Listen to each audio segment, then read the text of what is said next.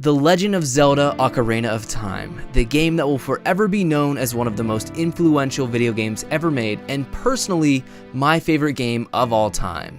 If you grew up in the 90s and played this game, it more than likely holds a special place in your heart. For me, it's extremely hard to believe that this game is now 20 plus years old, but honestly, Ocarina of Time is more alive now than almost ever before. Speedrunners are pushing the game to its absolute limits, being able to 100% complete the game in less than 4 hours, something that probably took me hundreds of hours to do as a kid. Randomizers are as popular as ever as well, giving players the ability to get a brand new Ocarina of Time experience anytime that they want. With Ocarina of Time coming back into the spotlight, and with it being my favorite game of all time, I sat back and pondered to myself, is it possible to beat Ocarina of Time without collecting a single rupee? At first thought, I must be crazy for even thinking about such a thing. I mean, literally everything has rupees in it. The grass, random pots, treasure chests, enemies. The game wants you to be rich. But no matter what I did, the thought wouldn't leave my mind. I had to try it out and see if we could do it. This video is the result of the attempts to see if we could beat The Legend of Zelda: Ocarina of Time without collecting a single rupee.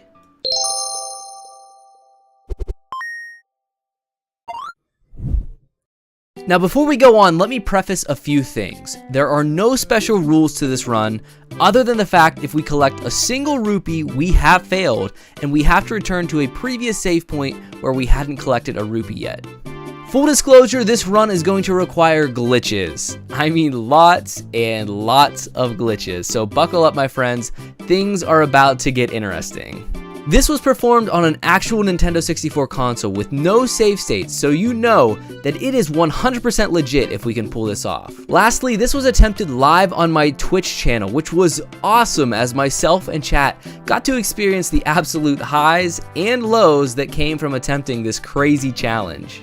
For anyone that has played Ocarina of Time, you know right off the bat that there are going to be obstacles in our way as soon as we boot up a new file. Which, as you can see, the Twitch chat decided on the name My Daddy for our hero, which in turn made for some pretty funny cutscenes. Now, one of our first requirements of Ocarina of Time is to enter and purify the Great Deku Tree. To be able to enter the Great Deku Tree, we are required to have a sword and a wooden shield, otherwise the infamous jerk Mido blocks our path. Getting the sword is fine and easy as ever, however, the only way to get a shield is to buy one at the local shop for a cool 40 rupees, so thus it seems like we've already reached a dead end to our quest. Well, actually no. Buckle up my friends, this is the first of many glitches we are about to do during our rupee-less quest. Using a glitch called the walk and talk glitch, we are able to get Link to move while interacting with a sign. The glitch itself is surprisingly easy to pull off, but the harder part is navigating Link without being able to see where he is at. Using subtle clues and with a little luck and perseverance, we were finally able to leave the forest before intended, and also grab the ocarina from Soraya, which is vital to our progress moving forward. Once we were freed from our forest prison, our next stop was Hyrule Castle to have a nice chat with Princess Zelda and gain access to Death Mountain. Grabbing Zelda's lullaby, we made our way to Kakariko Village and threw some chickens into the pen to grab the bottle. Now, we don't need the bottle right now, but we will need it very soon, as this will end up being the only bottle that we can get in this entire rupee-less run. Once we nabbed the bottle, it was time to make our way inside Dodongo's Cavern, which usually doesn't provide too much of a challenge, however, this time is a little bit different.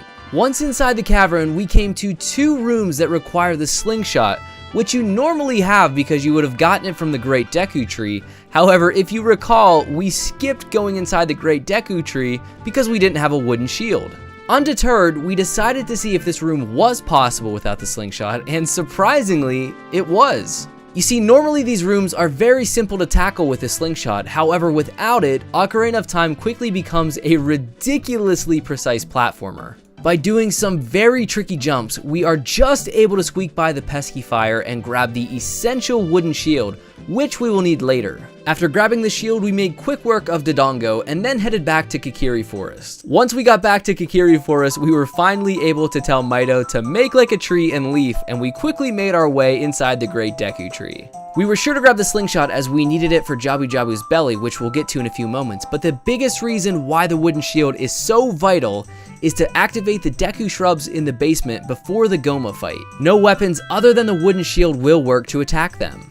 Once we defeated Goma, which I can't lie always feels so good as I hate spiders, we only had one more dungeon to tackle as Child Link. Before we made our way to Zora's domain to see Lord Jabu-Jabu, we needed to make a quick pit stop to the bottom of the well to grab some bomb chews, because they are going to be vital to another glitch we will be required to do. Using another popular glitch known as knobby diving, we were able to enter the well long before we were intended. Once inside, our only real goal was to grab the bomb chews, which we did successfully, and we got the heck out of there. Am I the only one that the well still freaks out to this day? With bomb chews now in our inventory, we made our way successfully into the tranquil Zora domain. Remember the bottle I had mentioned before? The very first thing we needed to do once we got inside Zora's domain was to catch a fish. This is why having our one bottle was very important. Without a bottle, we can't catch a fish, and without a fish, we can't enter Jabu-Jabu's belly. Although technically there is another tricky glitch that you can do to get inside Lord Jabu-Jabu's belly without a fish, but I digress.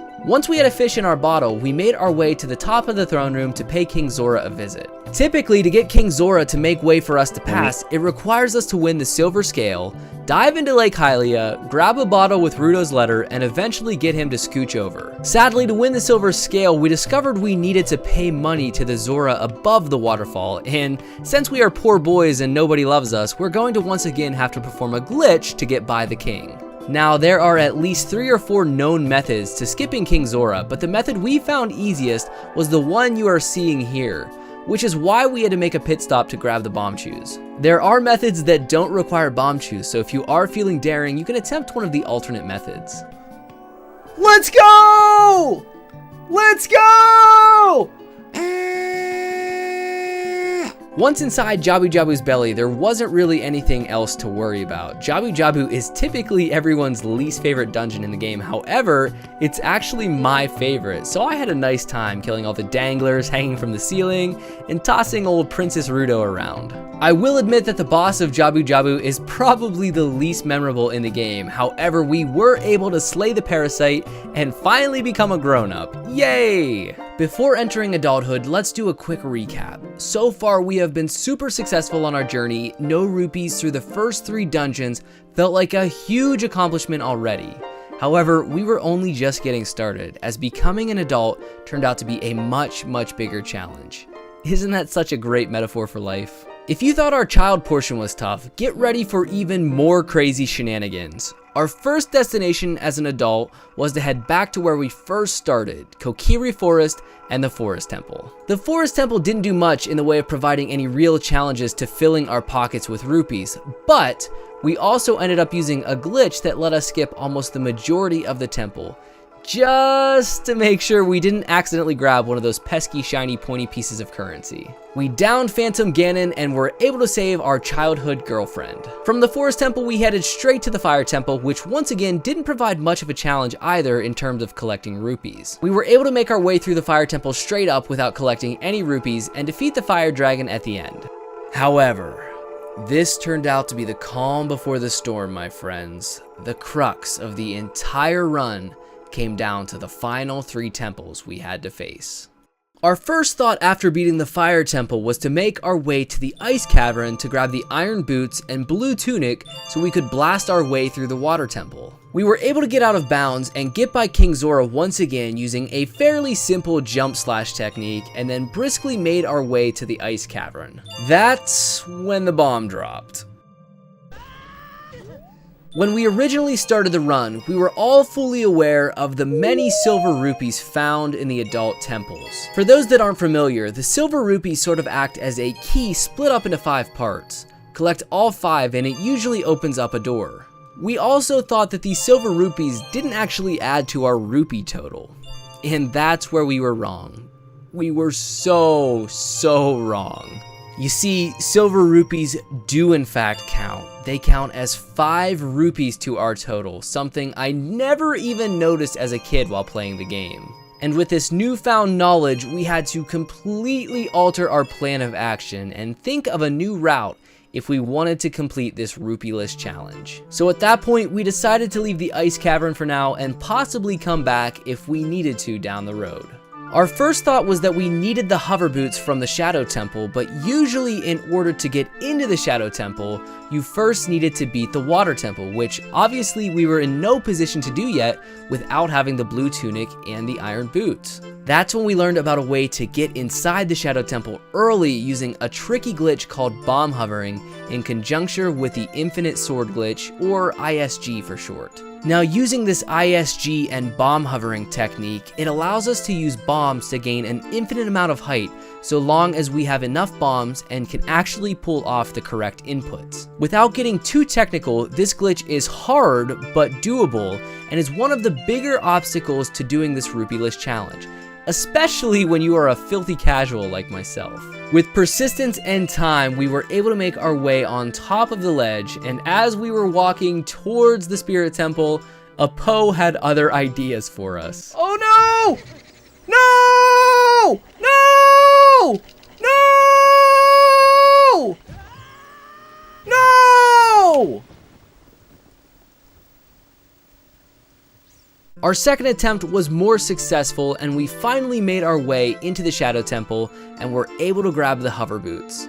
Since we were already in the Shadow Temple, instead of backtracking to the Water Temple, we decided to tackle the shadows while we were here. Now, the Shadow Temple is littered with silver rupees, and we aren't about that rupee life. So we instead used a glitch that again allows us to skip a large portion of the actual temple. Now, this glitch can be a little bit tricky to line up, but overall it's not too bad. From here, we were then able to grab the boss key and take on Bongo Bongo.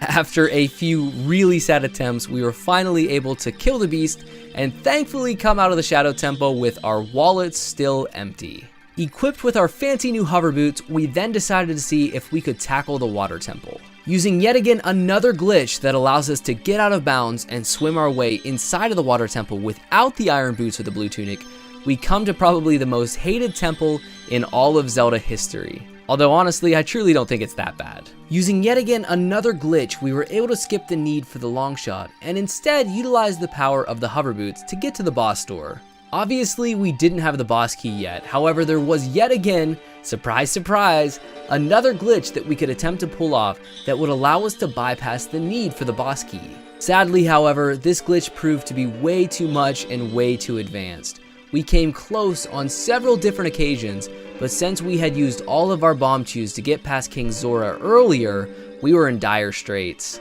Eventually, after several hours of trying, we decided to attempt a new route to get some bomb chews. Since bomb chews are severely limited if you don't have any money, our only other options at that point became to either grab 40 golden Skulltulas or go to the Spirit Temple. Since we needed to go to the Spirit Temple eventually anyways, we decided to pursue that route. Once at the bridge of Gerudo Fortress, we come to yet again another conundrum.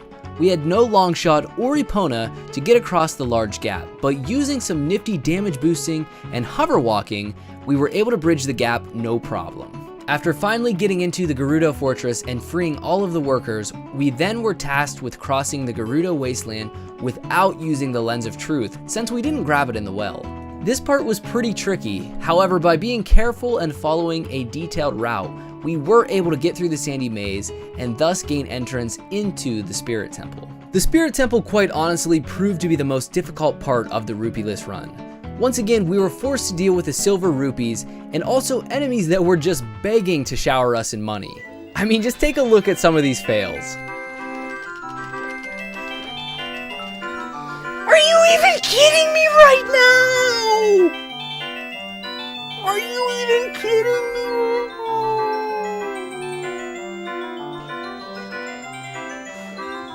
now? No! No! No!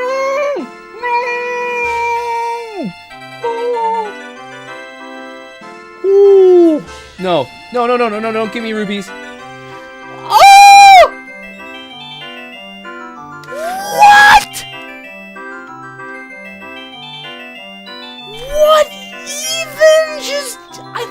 were gone! I thought they were gone!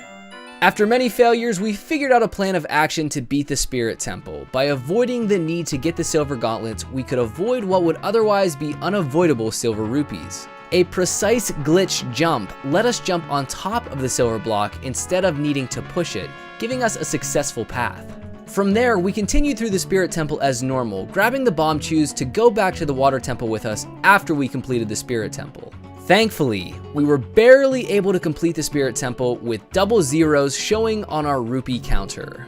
With the Spirit Medallion in hand, we decided to warp back to the Temple of Time and make our way to Lake Hylia, since we were unable to learn the Serenade of Water from the Ice Cavern.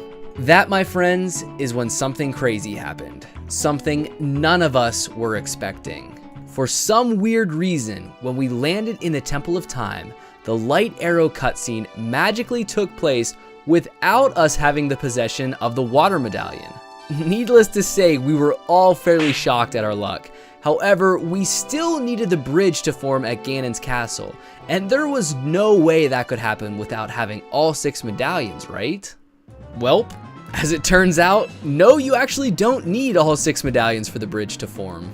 At this point, we could almost taste the success. It was right at our fingertips, only one more hurdle to get through, and that hurdle was Ganon's castle. Quite honestly, if we didn't have glitches at our disposal, Ganon's castle would be impossible to beat Rupee-less. Every single mini dungeon in Ganon's castle is filled to the brim with silver rupees to unlock doors. But thankfully, we do have glitches. We have one more glitch at our disposal that lets us skip the entirety of Ganon's mini dungeons. This glitch is really neat because it somehow unloads the outside map, but keeps the properties of the floors and doors. By clipping out of bounds, we are then able to bypass the magic barrier that would normally be blocking our way and make our way towards the evil king himself. At this point, we knew we had done it. We just needed to finish strong. We ended up taking down Ganondorf in one of the greatest tennis matches of all time, and then came face to face with the beast himself, Ganon. Sadly, I was very scared I was going to die, so I took the weenie way out and used Nehru's love. But regardless of all of that, we swung our sword one final time, and we have just proven that you can beat The Legend of Zelda Ocarina of Time without collecting a single rupee. It is possible, baby. Phew! What a journey. Are you guys as exhausted as I am? I gotta be totally honest with you guys, this was an absolute roller coaster of a ride for me. When I started this challenge out, I thought there was a good chance that we could pull it off. But as I played and ran into hurdle after hurdle, I started doubting that we would be able to complete the challenge. And honestly, I probably wouldn't have been able to pull it off if it hadn't been for the help of my chat and several individuals. I have to give a huge shout out to MPDaves for going through this journey with me. Guys, please be sure to check out his channel in the description below and give him a sub. I also have to give shoutouts to Nintendesi and SpaceKatUniverse for taking the time to help me for several sections as well. There is also going to be a playlist of videos that helped me out tremendously during this run, so if you want to try this run out yourself, this playlist will prove to be a great resource to check out. I'm quite sure that there are dozens of other routes that you could take to beat the game without collecting any rupees, but this is the route that we ended up following, and it worked out. If you do end up trying this and completing it, let me know in the comments below and tell me how you did it. I would love to know what route you ended up taking. Also, as I mentioned, this entire video was filmed live over on my Twitch channel, and it was an absolute blast accomplishing this crazy feat in the company of the DGR community. So please feel free to give a follow and tune in for the next crazy challenge that we may attempt. But for now, I'm going to wish you guys a great rest of your day, and that until next time, take care.